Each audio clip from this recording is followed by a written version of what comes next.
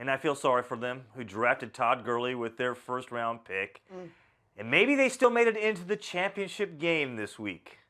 Is this the week where you roll him out of the garage and you say, this is the reason why I took him with my first-round pick?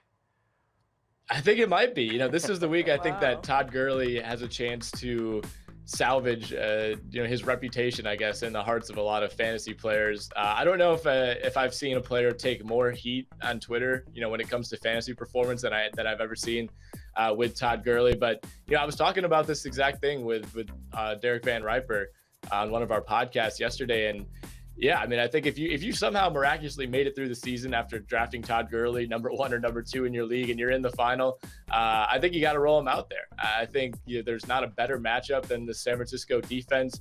There have been a few weeks this year where they've held really good running backs in check. I think against Arizona 4 or 5 weeks ago, they held David Johnson under 90 yards on the ground. But of course, we know what David Johnson does as a pass catcher as well. But then we've seen guys like Jay Ajayi just erupt against this defense. Bilal Powell ran for 145 yards and 2 touchdowns against the Niners last week. You got to think, even as down as you could be on Todd Gurley, that if Bilal Powell can get to 140 and 2 touchdowns, he's got to be able to at least get to 100 yards for the first time this season.